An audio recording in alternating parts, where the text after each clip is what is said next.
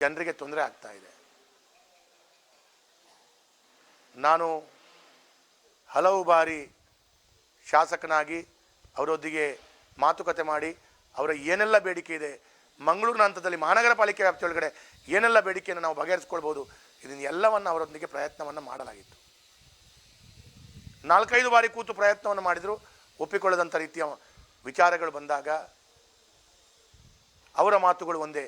ಇಡೀ ರಾಜ್ಯದಲ್ಲಿ ಪ್ರತಿಭಟನೆ ನಿಲ್ಲಿಸಿದಾಗ ನಾವು ಮಂಗಳೂರಿನಲ್ಲಿ ನಿಲ್ಲಿಸ್ತೇವೆ, ಅಷ್ಟ ತನಕ ಯಾರು ಬಂದರೂ ಪ್ರತಿಭಟನೆ ನಿಲ್ಲಿಸಲ್ಲ, ಇಲ್ಲದ್ರೆ ಈಗಾಗಲೇ ನಮಗೆ ಪರ್ಮನೆಂಟ್ ಮಾಡಬೇಕು ಅಂತೇಳುವಂಥ ರೀತಿಯಲ್ಲಿ ಬರ್ತಾ ಇದೆ. ಚುನಾವಣೆ ಬರುವಂಥ ಸಂದರ್ಭದಲ್ಲಿ ಈ ರೀತಿಯ ವಿಚಾರಗಳು ಆಗ್ತಾ ಇದೆ ಅಂತೇಳಿ ಆದರೆ ಎಲ್ಲೋ ಒಂದು ಕಡೆಗಳಲ್ಲಿ ಕಳೆದ 4-3 ವರ್ಷಗಳಲ್ಲಿ ನಮ್ಮ ಮಾಡಿದ ಕೆಲಸ ಕಾರ್ಯಗಳು, ನಮ್ಮ ಎಲ್ಲ ಪ್ರಯತ್ನಗಳಿಗೆ ಎಲ್ಲೋ ಒಂದು ಕಡೆ ಕಪ್ಪು ಚುಕ್ಕೆಯನ್ನು ಇಡುವಂಥ ರೀತಿಯ ಪ್ರಯತ್ನಗಳು ಆಗ್ತಾ ಇದೆ ಅಂತೇಳಂತೂ ಕೂಡ ನಾನು ಭಾವಿಸ್ತಾ ಇದ್ದೇನೆ. ಹಾಗಾಗಿ ಸಾರ್ವಜನಿಕರು ಸಹಕಾರವನ್ನು ಕೊಟ್ಟರು. ಕಾಂಗ್ರೆಸ್ ಪಕ್ಷ, ಇನ್ನಿತರ ಪಕ್ಷ ಅವರು ಸ್ಟ್ರೈಕ್ ಮಾಡಿದ್ದಕ್ಕೆ ನಮ್ಮ ವಿರುದ್ಧ ಪ್ರತಿಭಟನೆ ಮಾಡಿ ಏನು ಸುಖ? ನಮ್ಮ ಆಡಳಿತದ ವೈಫಲ್ಯದಲ್ಲಿ ಏನೋ ತೊಂದರೆ ಆದರೆ ಹೇಳಬಹುದು. ರಾಜ್ಯದ ವ್ಯವಸ್ಥೆಗಳಿಗೆ ಅವರು ಅಲ್ಲಿಯೇ ಸ್ಟ್ರೈಕ್ ಮಾಡಿದಾಗ ನಾನು ಶಾಸಕನಾಗಿ ಅವರನ್ನು ಈ ಹಿಂದೆ ಕೂಡ ರಾಜ್ಯದ ಎಲ್ಲ ರೀತಿಯ ಪ್ರಯತ್ನಗಳನ್ನು ಮಾಡಿದ್ರು. ಆದರೆ ಅದಕ್ಕೆಲ್ಲ ಪ್ರೊಸೀಜರ್ಸ್ಗಳಿದೆ, ಸಿಸ್ಟಮ್ಗಳಿದೆ. ಸರ್ಕಾರ ನಡೆಸುವಾಗ ಸಿಸ್ಟಮನ್ನು ಪಾಲಿಸ್ಕೊಳ್ಬೇಕು. ಆ ಪಾಲನೆ ಪ್ರಕಾರ ಹಲವಾರು ಜನರಿಗೆ, ಪೌರ ಕಾರ್ಮಿಕರಿಗೆ ಪರ್ಮನೆಂಟ್ ಆಗಿದೆ. ಇನ್ನು ಡ್ರೈನೇಜ್ ಕಾಮಗಾರಿಗಳಿಗೂ ಮಾಡುವಂಥ ವ್ಯಕ್ತಿಗಳಿಗೂ ಪರ್ಮನೆಂಟ್ ಆಗುತ್ತೆ. ಇದೆಲ್ಲ ಮಾಡ್ತೇವೆ. ನಾಳೆ ಬೆಳಿಗ್ಗೆ ಮಾಡಬೇಕು, ಇವತ್ತೇ ಮಾಡಬೇಕು ಅಂತ ಹೇಳಿದ್ರೆ ಅದಕ್ಕೆ ನಿಯಮಗಳನ್ನು ಗಾಳಿಗೆ ತೂರಿ ಮಾಡಲಿಕ್ಕಾಗಲ್ಲ. ಇದು ಅವರಿಗೆ ಮನವರಿಕೆ ಮಾಡಿಕೊಡುವಂಥ ಪ್ರಯತ್ನಗಳನ್ನು ಮಾಡಲಾಯಿತು. ಆದರೂ ಅವರು ಹೇಳ್ತಾರೆ ಇವತ್ತಕ್ಕೆ ಮಾಡಬೇಕು ಅಂತೇಳುವಂಥ ಮಾತನ್ನು ಹೇಳ್ತಾ ಇದ್ದಾರೆ. ಕೊನೆಯದಾಗಿ ನಾವು ಅವರಿಗೆ, ನಿಮಗೆ ಇಲ್ಲಿ 3-5 ಜನರಿಗೆ ವಿಮಾನದ ಖರ್ಚು ನಾನು ಕೊಟ್ಟು ಅವರಿಗೆ ಬೆಂಗಳೂರಿಗೆ ಮುಖ್ಯಮಂತ್ರಿಗಳ ಹತ್ರ ಕರ್ಕೊಂಡು ಹೋಗ್ತೇನೆ, ಮುಖ್ಯಮಂತ್ರಿಗಳ ಹತ್ರ ಈ ಬಗ್ಗೆ ಮಾತಾಡಿಸ್ಕೊಂಡು ಪ್ರಯತ್ನಗಳನ್ನು ಮಾಡುವ ಬನ್ನಿ ಅಂತ ಹೇಳಿದರೆ ಅವ್ರು ಬರಲಿಕ್ಕೆ ತಯಾರಿಲ್ಲ. ಅವರಿಗೆ ಹೇಳಿದ್ದೇವೆ, ಕಳೆದ 7-8 ದಿವಸಗಳು ತಾವು ರಜೆ ಮಾಡಿದ್ದೀರಿ, ಜನರಿಗೆ ತೊಂದರೆ ಆಗಿದೆ, ನೀವು ಕೆಲಸ ಶುರು ಮಾಡಿ, ಸ್ಟ್ರೈಕ್ ಕೂಡ ಮಾಡಿ, ನಿಮ್ಮ ಸ್ಟ್ರೈಕ್ ಮಾಡಿ, ಆದರೆ 25% ಜನ ಕೆಲಸ ಮಾಡಿ, ಜನರಿಗೆ ತೊಂದರೆ ಆಗದಾಗ ನೋಡಿ. ಆ ಸಾರ್ವಜನಿಕರು ನಿಮಗೆ ಏನೂ ತೊಂದರೆ ಕೊಟ್ಟಿಲ್ಲ, ಸಾರ್ವಜನಿಕರು ಏನೂ ಅನ್ಯಾಯ ಮಾಡಿಲ್ಲ. ಅವರ ಕಸವನ್ನು ವಿಲೇವಾರಿ ಮಾಡಬೇಕಾದ ಮಹಾನಗರ ಪಾಲಿಕೆ ಜವಾಬ್ದಾರಿ. ಹಾಗಾಗಿ ನೀವು ಸಹಕಾರ ಕೊಡಿ, ಅದನ್ನು ಮಾಡಿ. ಒಂದು 25% ಜನ ಸ್ಟ್ರೈಕ್ ಮಾಡಿ, ಉಳಿದವರು 75% ಸ್ಟ್ರೈಕ್ ಮಾಡಿ, 25% ಜನ ಈ ಕೆಲಸ ಕಾರ್ಯಗಳನ್ನು ಮುಂದುವರ್ಸ್ಕೊಂಡು ಹೋಗಿ ಅಂತೇಳುವಂಥ ಮಾತನ್ನು ಕೂಡ ಅವರಿಗೆ ಮನವರಿ ಮಾಡಿಕೊಳ್ಳಲಾಯಿತು. ತಾವು 7-8 ದಿವಸ ರಜೆ ಮಾಡಿದಿರಿ, ಅದರ ಸಂಬಳ ಕಟ್ ಮಾಡಲ್ಲ, ತಮಗೆ ಈಗ ಸಿಗುತ್ತಂಥ ಸಂಬಳಕ್ಕೆ ಸ್ವಲ್ಪ ಒಂದು 1000-2000 ರೂಪಾಯಿ ನಾವು ಮಹಾನಗರ ಪಾಲಿಕೆಯಿಂದ ಹೆಚ್ಚುವರಿ ಕೊಡ್ತೇವೆ ಇನ್ನು ಮುಂದಿನ ದಿನಗಳಲ್ಲಿ. ಅದು ಕೂಡ ಅವರಿಗೆ ನಾವು ಹೇಳಿದ್ವಿ. ಅಲ್ಲಿ ಬೇಕಾದಂಥ ಎಲ್ಲ ಮೂಲಭೂತ ಸೌಕರ್ಯಕ್ಕೆ, ಎಲ್ಲ ವೆಟ್ವೆಲ್ಗಳಿಗೆ 1-1.5 ಕೋಟಿ ರೂಪಾಯಿ ಬೇಕು ಅಂತ ಹೇಳಿದರು. ಅದನ್ನು ಕೂಡ ಕೊಡ್ತೀವಿ ಅಂತೇಳಿದ ಕಮಿಷನರ್ ಮತ್ತು ಮೇಯರ್ ನಾವು ಒಪ್ಪಿಕೊಂಡೆವು. ಇಷ್ಟೆಲ್ಲ ಆದರೂ ಕೂಡ ಅವರು ಕೆಲಸ ಕಾರ್ಯ, ಅವ್ರು ಹೇಳಿದ ಎಲ್ಲ ಬೇಡಿಕೆಯನ್ನು ಒಪ್ಪಿಕೊಂಡ ನಂತರ ಕೂಡ ಅವರು ಕೆಲಸ ಪ್ರಾರಂಭ ಮಾಡ್ತಾ ಇಲ್ಲ ಅಂತೇಳುವಂಥ ಮಾನಸಿಕತೆ. ಬೆಂಗಳೂರಿನಲ್ಲಿ ನಿಲ್ಲಿಸಿದರೆ ಮಾತ್ರ ನಾವು ಇಲ್ಲಿ ನಿಲ್ಲಿಸ್ತೇವೆ ಅಂತ ಹೇಳ್ತಾರೆ. ನಿಜಕ್ಕೂ ಹೇಳಬೇಕು ಅಂತೇಳಿ ಆದರೆ ಇವತ್ತು ಈ ಎಲ್ಲ ಪರಿಸ್ಥಿತಿಗಳಲ್ಲಿ ಕಸಕ್ಕೆ ಪ್ರಾರಂಭದಲ್ಲಿ ನಾವು 10 ವಾಹನವನ್ನು ಹಾಕಿದ್ದೇವೆ, ತದನಂತರ ನಾವು 25 ವಾಹನವನ್ನು ಹಾಕಿದ್ದೇವೆ, ಈಗ 60 ವಾಹನವನ್ನು ಹಾಕಿದ್ದೇವೆ. ನೀವು ಹೇಳಿ, 2-3 ದಿವಸದೊಳಗಡೆ 60 ವಾಹನವನ್ನು ಹಾಕಿದರೆ 60 ಡ್ರೈವರ್ ಬೇಕು. ಸಡನ್ ಇಮಿಡಿಯೇಟ್ 60 ಡ್ರೈವರ್ ಎಲ್ಲಿಂದ ತರಲಿ? ಇನ್ನೂ 40 ಡ್ರೈವರ್ ಬೇಕು, ನಮಗೆ ಡ್ರೈವರ್ ಬೇಕು. ಸಡನ್ನಾಗಿ ಈ ವ್ಯವಸ್ಥೆ ನಡೆಸಬೇಕು ಅಂದರೆ ಆ ಎಲ್ಲ ಜನ ರಜೆ ಮಾಡಿದಾಗ ಟೆಂಪ್ರರಿಯಾಗಿ ಯಾವುದೇ ಕೆಲಸ ಕಾರ್ಯಗಳಿಲ್ಲದೆ ಮನೇಲಿದ್ದಂಥ ಡ್ರೈವರ್ಗಳನ್ನು ಹೆಕ್ಕಿ ತರಬೇಕಾದಂಥ ಪರಿಸ್ಥಿತಿ, ಅಂಥವ್ರನ್ನ ಹೆಕ್ಕಿ ತರ್ತಾ ಇದ್ದೇವೆ. ಎಲ್ಲೆಲ್ಲಿ ಕಸವನ್ನು ತೆಗಿಬೇಕು ಆ ಕಸ ತೆಗೆಯುವಂಥ ಸೂಪರ್ವೈಸರ್ಗಳಿಲ್ಲ. ಎಲ್ಲೆಲ್ಲಿ ಕಸವನ್ನು ತೆಗಿಬೇಕು ಆ ವ್ಯಕ್ತಿಗಳು, ಆ ವಾರ್ಡ್ ವಾಸು, ಈಗ ನಾವು ಯಾವ ವ್ಯಕ್ತಿಗಳಿಗೆ ಕೂಲಿ ಕಾರ್ಮಿಕರಾಗಿ ಈಗ ಟೆಂಪ್ರರಿಯಾಗಿ ಈ ಸಂದರ್ಭದಲ್ಲಿ ನಿನ್ನೆ ಮೊನ್ನೆ ಜೋಡಿಸ್ಕೊಂಡಿದ್ದೇವೆ, ಅವರಿಗೆ ವಾರ್ಡ್ ಗೊತ್ತಿಲ್ಲ. ಅವರು ಉತ್ತರ ಕರ್ನಾಟಕದವರು, ಅವರು ಇಲ್ಲಿ ವಾರ್ಡ್ ಶಾ ಅವರಿಗೆ ಕಸ ತೆಗಿಲಿಕ್ಕೆ ಗೊತ್ತಿಲ್ಲ, ವಾರ್ಡಿನ ಪರಿಚಯ ಇಲ್ಲ, ಮಂಗಳೂರು ನಗರದ ಪರಿಚಯ ಇಲ್ಲ. ಅವರು ಕೂಲಿ ಕಾರ್ಮಿಕರಾಗಿ ಎಲ್ಲೋ ಬಿಲ್ಡಿಂಗ್ ಕೆಲಸದಲ್ಲಿದ್ದವರನ್ನು ನಾವೀಗ 60-70 ಗಾಡಿಯನ್ನು ಹಾಕಿ ಇಲ್ಲಿ ಈಗ ಕಸವನ್ನು ತೆಗೆಸುವಂಥ ಕೆಲಸ ಕಾರ್ಯಗಳು ಮಹಾನಗರ ಪಾಲಿಕೆ ಸದಸ್ಯರ ಮುಖಾಂತರ ಮಾಡ್ತಾ ಇದ್ದೀವಿ. ಅದು ನನಗೆ ವಿಶ್ವಾಸ ಇದೆ, ಇನ್ನೊಂದು 2-3 ದಿವಸದೊಳಗಡೆ ಎಲ್ಲ ಬಗೆಹರಿಸ್ತದೆ. ಹಾಗಾಗಿ ಜನರ ನಾವು ಪ್ರಯತ್ನ ಮಾಡಿಲ್ವಾ ಅಂತ ಹೇಳಿದರೆ 100ಕ್ಕೆ 100 ಪ್ರಯತ್ನ ಮಾಡಿದ್ದೇವೆ.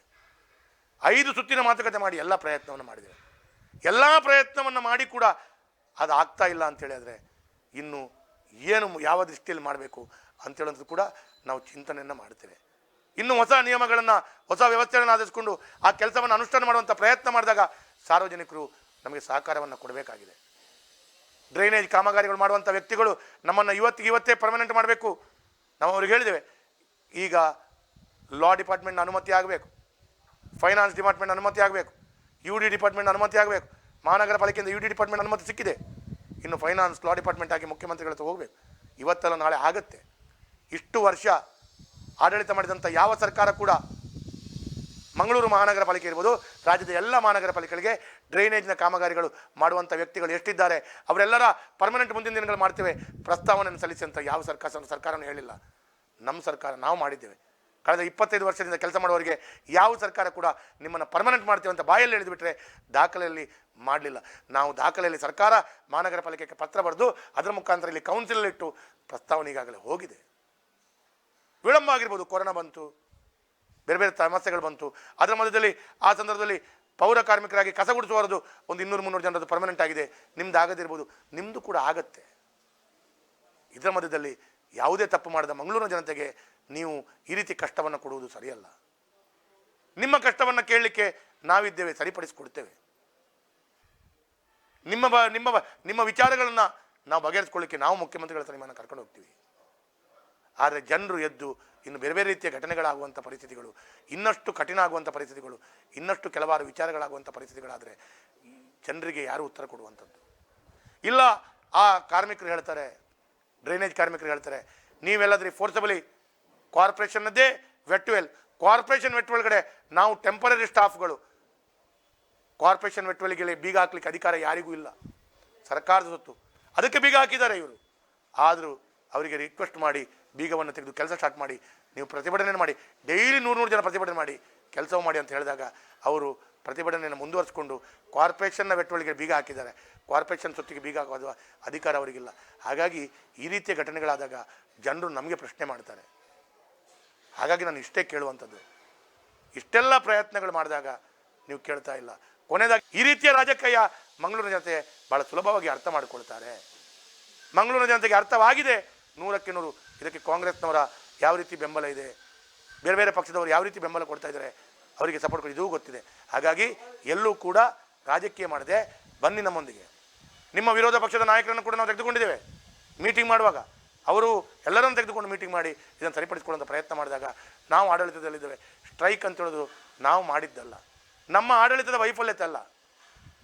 ಹಾಗಾಗಿ ಮಂಗಳೂರಿನ ಜನತೆ ಅತಿ ಶೀಘ್ರದಲ್ಲಿ ಇದು ಸರಿ ಮಾಡುವಂಥ ನಿರೀಕ್ಷೆಯಲ್ಲಿ ಇದ್ದೀರಿ, ಸಹಕಾರ ಕೊಟ್ಟಿದ್ದೀರಿ. ಆದರೆ ಆ ಜನರಿಗೆ ಮನವರಿಕೆ ಮಾಡಿಕೊಡುವಂಥ ದೃಷ್ಟಿಯಲ್ಲಿ ಮಂಗಳೂರಿನ ಜನತೆ ಇನ್ನಷ್ಟು ದೊಡ್ಡ ರೀತಿಯಲ್ಲಿ ಸಹಕಾರವನ್ನು ಕೊಡಬೇಕು, ಅವರಿಗೆ ಮನವರಿಕೆ ಮಾಡಬೇಕು ಅಂತೇಳುವಂಥ ರೀತಿಯ ಕೆಲಸ ಕಾರ್ಯಗಳಾಗಬೇಕು.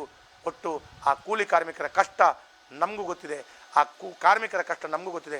ಅವರನ್ನು 5 ಜನರ ಮುಖಂಡರನ್ನು ನಾನು ಮುಖ್ಯಮಂತ್ರಿಗಳ ಹತ್ರ ಕರ್ಕೊಂಡು ಹೋಗ್ತೇನೆ ಅಂತೇಳಿ ಅವರಿಗೆ ನಾನು ಹೇಳಿದಾಗಲೂ ಕೂಡ ಅವರು ಬರದಿದ್ದರೆ ನಾವು ಇದನ್ನು ಬಗೆಹರಿಸೋದಾದರೂ ಹೇಗೆ ಅಂತೇಳಿದ ಪ್ರಶ್ನೆ ನಾನು ಮಂಗಳೂರಿನ ಜನತೆ ಹತ್ರ ಕೇಳ್ತೇನೆ ಅಂತೇಳಿದ ಮಾತನ್ನು ಹೇಳ್ತಾ ಅತಿ ಶೀಘ್ರದಲ್ಲಿ ಇದೆಲ್ಲ ಸರಿಯಾಗುವಂಥ ನಿರೀಕ್ಷೆಯಲ್ಲಿದ್ದೇವೆ. ಅಲ್ಲಿ ನಮ್ಮ ಪ್ರಯತ್ನಗಳು ಹಲವು ಬಾರಿ ನಾವು ಮಾಡಿದಾಗಲೂ ಕೂಡ ಆಗಿಲ್ಲ ಅಂತೇಳಿದರೆ ಆಡಳಿತದ ವೈಫಲ್ಯ, ನಾವು ಏನು ಪ್ರಯತ್ನ ಮಾಡಿಲ್ಲ ಅಂತೇಳುವಂಥದ್ದಲ್ಲ.